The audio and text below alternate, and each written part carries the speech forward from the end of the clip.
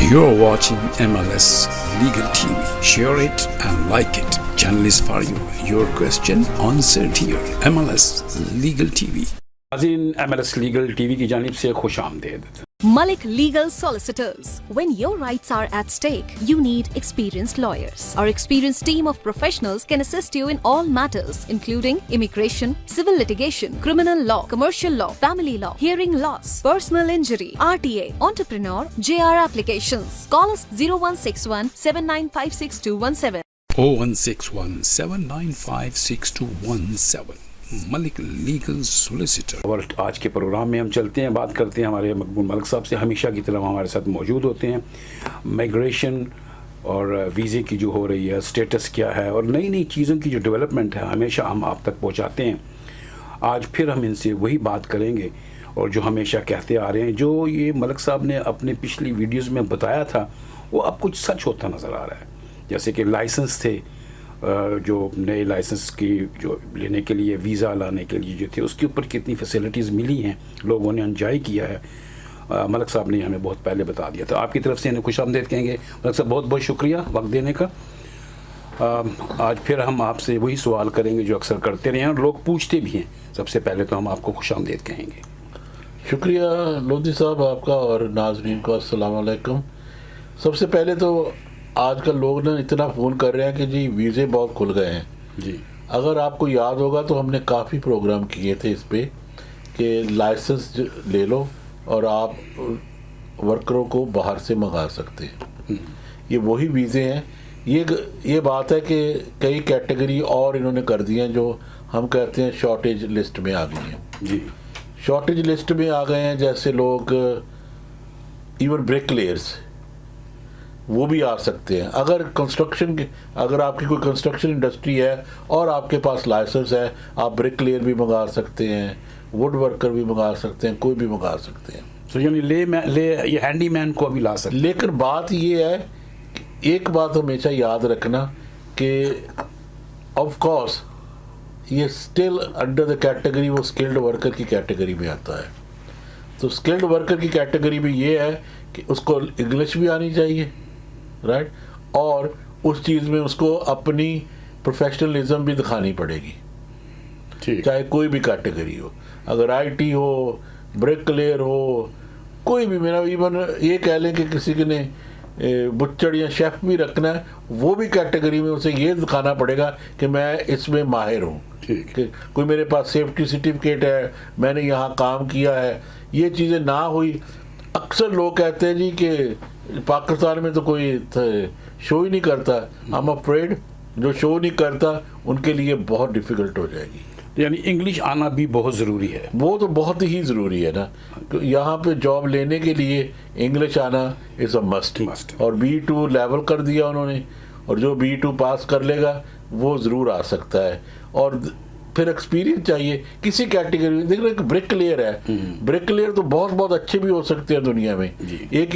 एक उसकी एक्सपीरियंस, वो कहेगा जी मैंने इतनी बिल्डिंगें बनाई है, वो कहेंगे हाँ जी किसके लिए बनाई है, राइट, कॉन्ट्रैक्ट कहाँ है तुम्हारा, कितना आपने टैक्स दिया है, क्या आप शो भी थे कहीं काम करने के लिए? नहीं। ये चीज़ें बहुत ज़रूरी हैं। तो इस पे ज़रा ना गौर किया करें। बस ये ना सोचा करें जी ये वीज़े खुल गए हैं, लोग बहुत अच्छी तरह ना बहुत जल्दी आ जाते हैं लोगों की बातों में। लेकिन बात ये है कि सोचने की बात यही है कि वीज़े वही हैं, लेकिन हाँ ईजी हो गए हैं, क्योंकि लोगों को हमने, मेरा खैर साल हो गया है, हम यही कहते हैं लाइसेंस ले लो और आप जिससे भी चाहें उस कैटेगरी में आप उसे मंगा सकते हैं। बिल्कुल सही कहा मलिक साहब ने कि हम कहते आ रहे थे कि वीज़े में रिलैक्सेशन है, आप इससे एंजॉय कीजिए और अपने बिज़नेस को आगे बढ़ाइए। ये बहुत अच्छे चांसेस हैं, अभी भी हैं। इससे पहले कि गवर्नमेंट जो है वो इस पर कुछ कदगन लगाए या इसकी लिमिटेशंस करे या बंद ही कर दे, तो फिर आप सोचें कि हमने ताख़ीर कर दी, देर हो गई। देर ना करें, अगर आप अपने बिजनेस को आगे बढ़ाना चाहते हैं, किसी को लाना चाहते हैं, मलिक साहब ने बड़ी डिटेल से बताया कि बहुत सारी कैटेगरीज इसमें शामिल हो चुकी हैं। तो अगर आप इस किसी कैटेगरी से भी आदमी को लाकर अपने बिजनेस में शामिल करना चाहते हैं तो वो ज़रूर इस वक्त चांस है, आप लीजिए, आप अपने किसी अच्छे वकील से बात कीजिए, नहीं तो हमारे जो नीचे नंबर दिया हुआ है इसके ऊपर आप कांटेक्ट कर सकते हैं, हमसे राय ले सकते हैं, मशवरा ले सकते हैं। हो सकता है आपको ये मशवरा मुफीद हो। अगर मशवरा आपको नहीं चाहिए या आपकी ज़रूरत का नहीं है तो हो सकता है आपके किसी मिलने वाले को, किसी दोस्त यार को, किसी और बिजनेस फ्रेंड्स को इसकी ज़रूरत हो, उसको फ़ायदा हो सकता है। तो इस वीडियो को ज़रूर शेयर कीजिए दूसरों के साथ भी, ये भी एक काम है जो आपकी तरफ से किसी को फ़ायदा पहुंचा सकता है। मलिक साहब, सवाल हमारा ये है कि इस वक्त जो गवर्नमेंट ऑफ बरतानिया ने कहा था कि हम जो वीज़े हैं उनको लिमिटेशन में रखेंगे, 1 लाख वीज़े की उन्होंने कुछ ऐसी कुछ लिमिट बताई थी, अब सुनने में आ रहा है ये तो बहुत ज़्यादा आ गए, इसके बारे में आप क्या कहेंगे? नहीं, बोलती कि नेट माइग्रेशन जो है ना, वो आज का जो खबर है ना, ओवर 600,000 लोग आ चुके हैं यहाँ। लेकिन ना ये नेट माइग्रेशन ना, मैं तो 20 साल हो गए इनको कहता हूँ कि ऐसे काउंट नहीं होना चाहिए। We should leave lot of things out of net migration. सबसे पहले तो हमें ये करना चाहिए, ये करते हैं कि जो लोग जितने बाहर गए हैं और अंदर कितने आ गए हैं एयरपोर्ट से, अच्छा, वो नेट माइग्रेशन होगी, ठीक, राइट। और बाद में जो स्टूडेंट है वो भी माइग्रेशन में लिख देते हैं ये, राइट। सिर्फ वो स्टूडेंट है जिसके कोई पास 1 ईयर से कम हो उसको नहीं गिनते, ठीक, बाकी सारे स्टूडेंट आ जाते हैं। तो जो एयरपोर्ट की मूवमेंट्स है वो इसको इन एंड आउट में ले लेते हैं, हाँ, माइग्रेशन में। लेकिन इस बार इसलिए बढ़ गई है बहुत ज़्यादा, ये देखें कि हमने जो यूक्रेन स्कीम में भी लोगों को बहुत लिया है, राइट। काफ़ी लोग थे वो यूक्रेन स्कीम में जो आ गए हैं। तो मेरा तो पहले 9% लोग आया करते थे उस स्कीमों में, राइट। अब 39% आ गए हैं। 30% इंक्रीज है। सो मेरा ख्याल है कि ये जो नेट माइग्रेशन है ना, एंड ऑफ द ईयर तक could be anything between 800 to 1 million. तो ये तो क्राउडेड हो जाएगा, ऑलरेडी इतना क्राउडेड नहीं, बात ये कहते थे हम 100,000 करेंगे। मेरा तो मुझे ये नहीं पता लगता ये फिगर कहाँ से लेते हैं, राइट। और इनके फिगर कौन देता है इनको? फिगर वो होने चाहिए जो रियलिस्टिकली करें। आज से थीसा में वो, राइट, अपने कैमरन हो, बोरिस हो, सब ने, all conservative, all ever they have said हम इसको डाउन करेंगे। और ये रादर ये करें, राइट। देखो, for good employment and good work we do need migration in this country. अगर इमिग्रेंट्स हैं तो हमारी बिजनेसें फ्लरिश होती हैं और उसमें हमें ब्रेन्स चाहिए। लेकिन बात ये होगी, अब हमें लेबर नहीं, ब्रेन्स चाहिए। और ब्रेन्स आपकी बात है, जैसे आप कहें, हम यहाँ we have one of the top universities in the world, जो लोग मेरा मतलब पढ़ने आते हैं यहाँ, लेकिन उनको हम किसी तरह यहाँ रखना भी ना, we have to work out कि वो यही रह जाए ब्रेन। इसी से मेरा सवाल ये निकल रहा है कि अभी आपने कहा कि हमारी जो ये एजुकेशन इंडस्ट्री है एक बहुत बड़ी इंडस्ट्री है, इससे बहुत ज़्यादा रेवेन्यू मिलता है गवर्नमेंट को। अभी जो एक नई चीज़ देखने में आई है, उन्होंने कहा है कि हम जो स्टूडेंट्स हैं उनकी फैमिलियों को रिस्ट्रिक्ट करेंगे या उनको लिमिट करेंगे या कम लाएंगे या नहीं लाएंगे, तो इससे हमारी इंडस्ट्री के ऊपर ये फ़र्क नहीं पड़ेगा? देखिए, बात ये हुई है कि industry, 2 ways of looking at it. पहली तो बात है, ओवर 150,000 डिपेंडेंट्स आ गए हैं स्टूडेंट की, ठीक, राइट। और जो इनकी आर्ग्यूमेंट ये है कि ये माइग्रेशन ज़्यादा हो रही है, इनको भी स्टॉप करेंगे हमारे फिगर्स डाउन आ जाएंगे, राइट। दूसरी बात ये है कि जब लोग यहाँ आते हैं तो उनको यही लगता है कि हम ना अपने घर वालों को कैसे लुक आफ्टर, वो अपनी एजुकेशन में कंसंट्रेशन नहीं करते। और जैसे आपने अभी सुना होगा कि जो काफ़ी स्टूडेंट जो यहाँ आए थे उन्होंने अपनी स्टडीज़ फिनिश कर ली है, फिनिश भी नहीं की, सॉरी, और वर्क परमिट पे चले गए हैं। तो उनको जॉब टीयर 2 में, टीयर 2 में चले गए जी। अब गवर्नमेंट ने ये कहा है कि मैंने ये भी लॉ बना देना है कि कोई भी, राइट, जब तक अपनी एजुकेशन फिनिश ना करे वो स्विच नहीं कर सकता, right. So he has to complete the, आप कहते हैं ना कि मैं आगे का फिक्र बताता हूँ। जी, जी। आगे का फिक्र ये है कि जो लोग यहाँ स्टडी करने आए थे साल के और 2 महीने के बाद वो कहते हैं हमें तो जॉब मिल गई है वीज़ा, हम उसमें ट्रांसफ़र होते हैं। ये and this will cause a great problem in the future. तो अभी ये हुआ नहीं है, लेकिन ये पाइपलाइन में लेकिन चीज़ ये तो जनवरी से हो जाएगा। जो डिपेंडेंट है ना वो सिर्फ आएंगे जो रिसर्च करने के लिए, एजुकेशन के लिए, जैसे PhD एंड अदर रिसर्चेज हैं, ठीक। वो अपने डिपेंडेंट ला सकते हैं, दूसरे नहीं। तो इसको भी उन्होंने एक कैटेगराइज कर दिया है कि वो लोग ला सकते हैं, वो लोग नहीं ला सकते। पहले भी यही था कि अंडर लेकिन ग्रेजुएट पहले स्टूडेंट अपने डिपेंडेंट को ला सकते थे only on the graduate basis. जी जो ग्रेजुएशन करने आते थे अंडर जी, ग्रेजुएट, जी, हाँ जी, हाँ जी। राइट, वो भी था एक कैटेगरी। जी। वो इन्होंने कैटेगरी जरा और सख्त कर दी है, अब सिर्फ रिसर्च पे ला रिसर्च पे ला सकते गए। रियली आई मीन जैसे आप कहते हैं इकोनॉमिकली इतना इफेक्ट नहीं पड़ेगा वो। लेकिन मलिक साहब, गवर्नमेंट को इसमें नुकसान नहीं होगा? जो इतनी बड़ी इंडस्ट्री है पे जो इनके डिपेंडेंट आते हैं या डिपेंडेंट के मेरा मतलब मोस्ट ऑफ करते हैं और काम करते हैं, टैक्सेस देते हैं। मेरी बात वही हुई ना, शॉर्टेज हमारे जो ऐसे कहते हैं ना, पहले भी यही कहते हैं लेबर की इतनी शॉर्टेज नहीं है। देखो ना आज मेरा मतलब आर्टिफिशियल इंटेलिजेंस मोस्टली काम कर रही है दुनिया में, राइट। इवन अब ब्रेक थ्रू आज आई है कि आपकी बॉडी की जो रिसर्च हो रही है इलनेस की भी, वो भी आर्टिफिशियल इंटेलिजेंस ने खुद बता दिया है कौन सा सेल क्या करना है। So it's gone to that level now. सही है। टू अंडरस्टैंड जो सबसे मेन चीज़ है ना, अंडरस्टैंडिंग आर्टिफिशियल इंटेलिजेंस, ठीक। वो लोग जो है ना वो देख लो कि वो एजुकेटेड लोग ही हैं ज़्यादा, एजुकेटेड लोग ही हैं तो ऐसे जो दूसरे कर रहे मेरा हैं, जी। मतलब जो बार बार आप एक ही बात कहते हैं कि ये इकोनॉमी ने तो यहाँ भी बहुत अनएम्प्लॉयड है। दैट्स ओवर अ मिलियन देखिए, पीपल। जो लोग यहाँ के हैं वो तो that's a different argument कि वो काम नहीं करना चाहते। ये नहीं, ये देखिए ऐसा स्टेट तो नहीं ना ये सोचता। स्टेट ने तो ये सोचना कि हमारे पास इतना अनएम्प्लॉयड लोग हैं, वी कैन, अगर वो ना करेंगे वो जॉब तो they don't have to be on benefits, they will stop the benefit. Well, this is their scrutiny, उनको भी जो टाइट स्क्रूटनाइज करेंगे मेरा तो, लेकिन we can't put that argument. ये स्टेट आर्ग्यूमेंट नहीं बनती। राइट। स्टेट आर्ग्यूमेंट यही है कि yes migration should be controlled, right, in a way that nothing affects the state. हाँ, लेकिन कंट्रोल करने का तो कहते हैं, लेकिन कंट्रोल हो नहीं रहा। Excuse me. हमें अभी जो एक और चीज़ देखने में आई है कि वो पासपोर्ट जो है वो कुछ पाकिस्तान से रिलेटेड, ये एक न्यूज़ चल रही है, पता नहीं इसके बारे में आपको पता है कि नहीं, कि वो नेशनलिटी कैंसिल कर देंगे, उनके पासपोर्ट ब्लॉक हो जाएंगे। इसके बारे में कुछ है आपके पास? देखिए एक बात ना, यहाँ जो नया कानून, हमने ये भी we did argue a lot on this और डिबेट भी की थी हमने दोनों ने बैठ के यहाँ, कि जो इनको बताना भी नहीं पड़ेगा और आपकी नेशनैलिटी कैंसिल कर सकते हैं।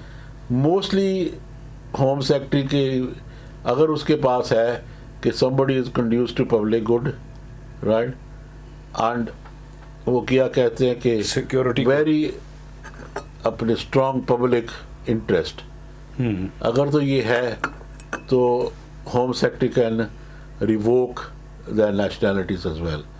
ये क्या हो रहा है, दिस कम्स अंडर, जैसे आपको पता होगा कि एक स्टूडेंट को यहाँ इन्होंने अपने डिपोर्ट किया था यहाँ से, उसका नाम अली रज़ा था मेरा ख्याल है, यही नाम था अली रज़ा। उसको भी डिपोर्ट किया था, किस लिए कि वो फेसबुक पे तस्वीरें और ऐसी चीज़ें under conduce to public good था, राइट। अब बात आ गई है स्टेट की। जी। आप जैसे कहते हैं ना कि क्या कानूनी तौर पे ये कर सकते हैं, इट इज़ अ चैलेंज। ये नहीं मैं कहता कि स्टेट में हो सकता है, लेकिन it is a challenge. There is a freedom of speech जो है ना, वो सर्टेन एक्सटेंड में होती है, ठीक, राइट। यू कांट किसी को मेरा मतलब गालियाँ निकालनी है, ऐसे करनी है, that's not freedom of speech. Freedom of speech is you are putting your opinion forward. It's not the accusing someone or abusing or accusing. या किसी को मैंने मतलब गाली निकालनी या ऐसी गाली निकालनी, that is not right. ये I mean that is conducive to public. और यहाँ लोग भी डरते हैं जब आप ऐसा शोर करते हैं, right? अगर शोर करेंगे तो लोग डरेंगे, right? Definitely. और वो क्रिमिनल में आ जाता है। ठीक। उसे अफरे कहते हैं। तो ये कानून जो है ये मैं already- बात करता हूँ, depends how they gonna bring it, Yeah. Right. वो तो कहते हैं, मेरा तो जो पाकिस्तान कह रहा है ना कि कोई भी आदमी यहाँ शोर करे ना हमारे स्टेट के खिलाफ, राइट, पहली तो बात है हम उसका पाकिस्तान जब आएगा ना तो वी विल अरेस्ट हिम, ठीक हो गया। राइट। जो आप कह रहे हैं ना लेकिन कि वो कह रहे हैं हम पासपोर्ट ब्लॉक कर पासपोर्ट देंगे। ब्लॉक नहीं करेंगे ना, वो अगर कर देंगे तो कुछ भी नहीं होगा, वो तो पाकिस्तान जाएगा जा ही नहीं सकता, हाँ। तो फिर वो जो बात कर रहे हैं ना ये भी एक शोशा ही है। अच्छा। वो जो कह रहे हैं ना वो ये कह रहे हैं कि जब भी कोई पाकिस्तान आएगा ना वी विल अरेस्ट तो देम। इसका- और ये बात ये भी है, इनको भी कह रहे हैं कि जो कोई भी आंटी मेरा मतलब स्टेट के खिलाफ कोई बात करता है ना ऐसी, तुम एक्शन लो। तुम एक्शन लो यहाँ, और यहाँ का कानून है कि ये ले सकते हैं, ठीक। राइट। तो ये गवर्नमेंट ऑफ पाकिस्तान इन पे प्रेशर डाल सकती है कि ऐसा करो? यार देखिए, प्रेशर गवर्नमेंट के दोनों को बहुत होता है। जैसे अभी आपको मैं बताता हूँ कि India has become, right, above economically than in UK now. ये फिफ्थ थे ना, he has become more, Yeah, it's more stronger than Britain. Britain now, Yes, right. yes. So मुझे ये बताएं, हु नीड्स हु? स्टेट को तो वो चाहिए ना लोग, अगर किसी को इफेक्ट पड़ेगा, राइट। पाकिस्तान की अभी तक ना फ्री ट्रेड नहीं हुई, राइट। अगर फ्री मेरा तो लोग तो साइन करते ना ये, क्योंकि पीपल डू नॉट अंडरस्टैंड कि उसका फायदा क्या, मुल्क को क्या फायदा है। हमेशा बात वो करनी चाहिए कि हमारे मुल्क को क्या फायदा हो, है। बिल्कुल। मुल्क को ये फायदा है कि इंग्लैंड के साथ हमारी फ्री ट्रेड होनी चाहिए, राइट। जब पहले होनी थी तो रजीम चेंज होगी, फिर होनी थी दे weren't interested because I think mostly involved was I don't want to say, लेकिन opposition more थी और the government was less involved in it, वो नहीं हुई। अब फ्री ट्रेड में पाकिस्तान को साल का 3.5 बिलियन पाउंड फायदा होगा। अच्छा, इनको 1.5 बिलियन, राइट। फायदा होगा।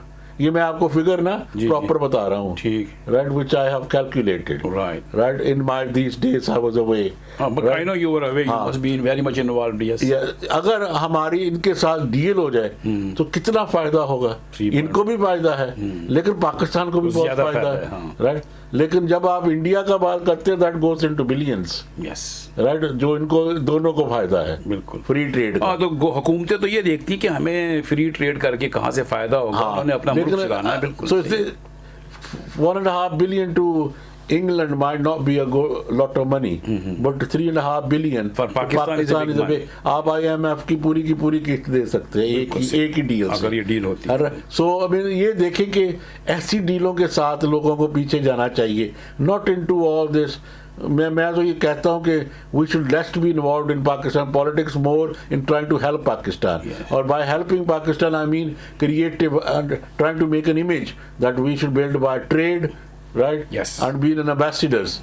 किसी को मेरा, मैं ये नहीं, लोग अच्छे कोई बात ऐसी करे ना वो आप उसके साथ, मैं किसी के साथ नहीं है, जो गलत है वो गलत आदमी है। I will be honest with you. stay with the right person, ठीक है। जो अगर आप सपोर्ट करते हैं most welcome, right, in a वे। लेकिन पाकिस्तान के लिए बेस्ट क्या है? पाकिस्तान के लिए बेस्ट ये है कि इंटरनेशनल ट्रेड हो इसकी, राइट, और लोगों को फ्रीडम हो, राइट। और पाकिस्तान में जो सबसे ज़्यादा लैकिंग है मैं अभी भी देख कर आया हूँ, और वो है एजुकेशन की, lack of education in Pakistan. बिल्कुल सही। एजुकेशन। सिर्फ एक बात याद रखें, एजुकेशन बहुत है वहाँ, घर घर में स्कूल खुले हुए हैं, गली गली में, लेकिन there is not a simple solution. वो कहते हैं कि there is no syllabus there, no syllabus, no proper education. No हमारी नो, मैं ये भी गलत है, I am not trying to say there is no proper, लेकिन आप ये राय कि डिफरेंस क्या है वहाँ। लोधी साहब, मदरसे का सिलेबस और है, राइट, हाँ, वो गवर्नमेंट का कुछ और है, जी। बीकन हाउस वो इंग्लिश मीडिया का कुछ और है, बिल्कुल। और तुम्हारे हायर एजुकेशन कुछ और है, डिफरेंस, और वो अपने ओ लेवल ए लेवल कर रहे हैं। अनलेस कि हर आदमी एक ही प्लेटफॉर्म में एक ही सिलेबस पढ़ेगा ना, तो then we can prospect, right.